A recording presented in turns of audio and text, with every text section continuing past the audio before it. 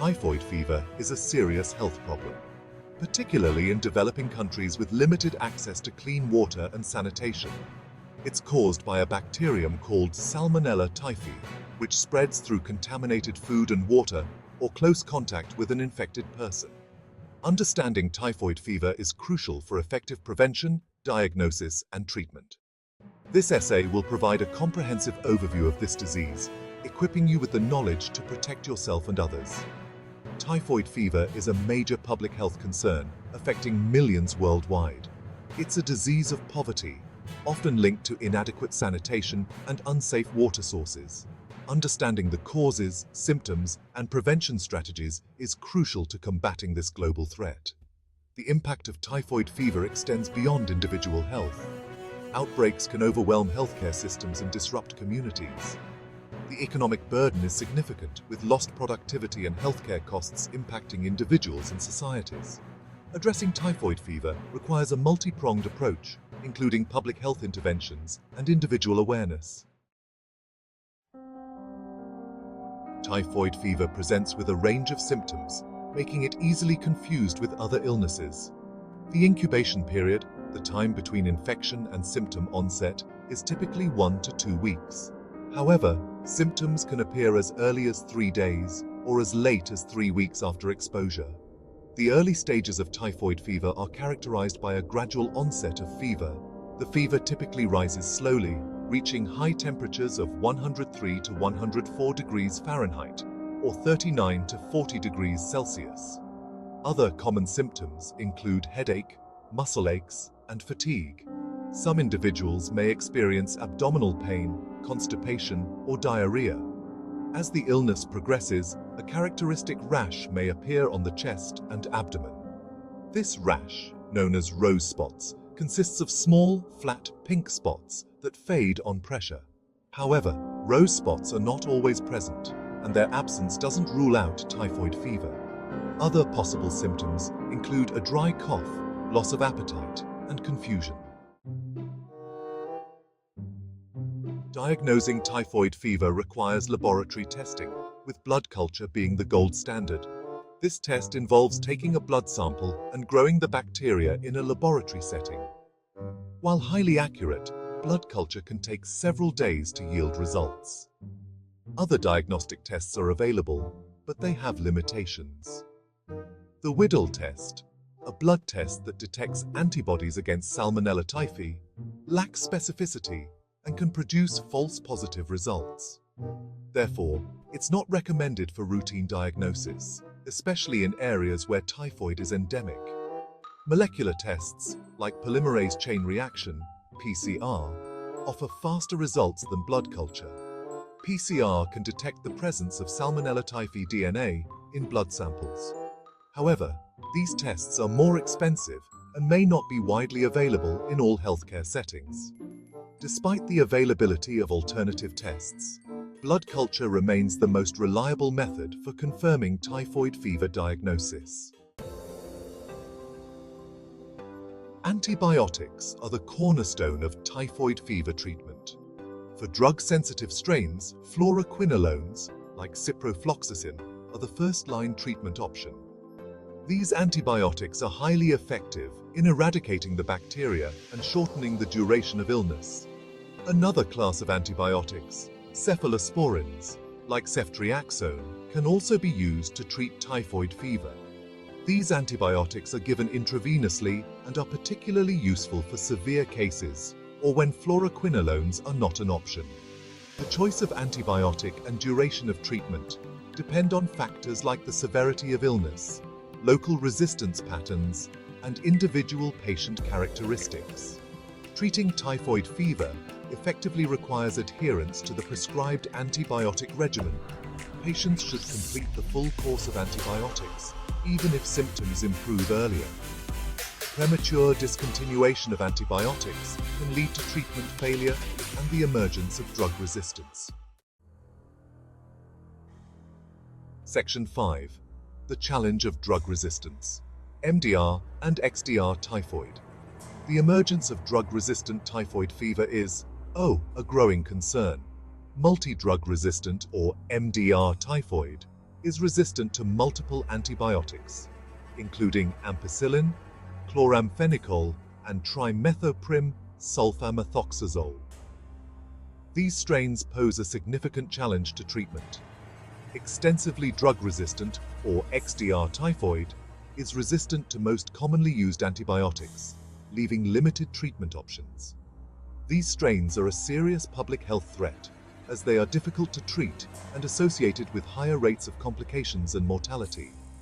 Managing MDR and XDR typhoid requires alternative antibiotics, often with less favorable safety profiles and higher costs. These antibiotics may include azithromycin, carbapenems, or fosfomycin.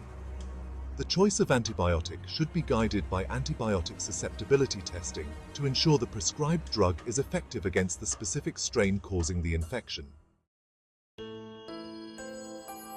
Section 6.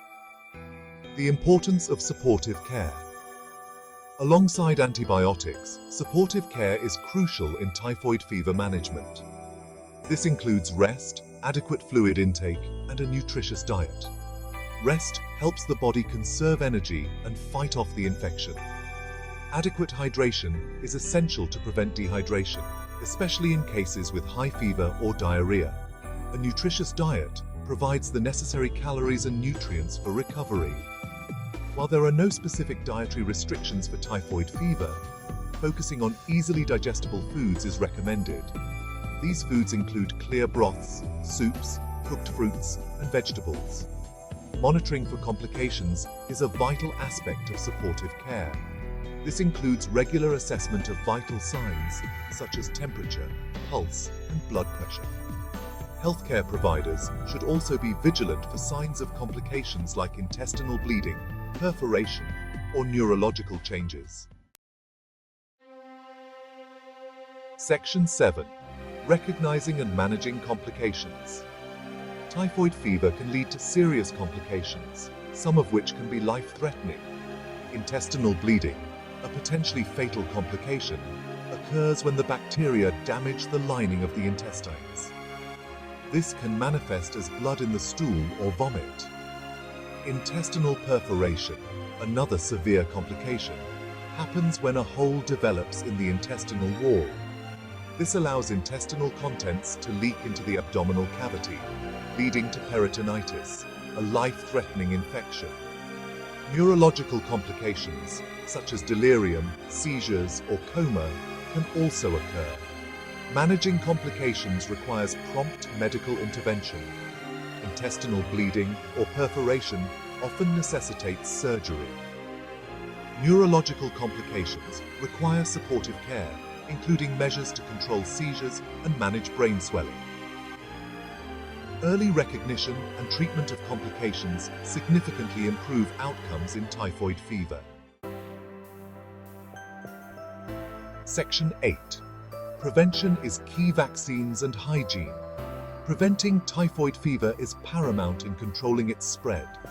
Two types of vaccines are available: an injectable vaccine, the bipolysaccharide vaccine, and an oral vaccine, Ty21A.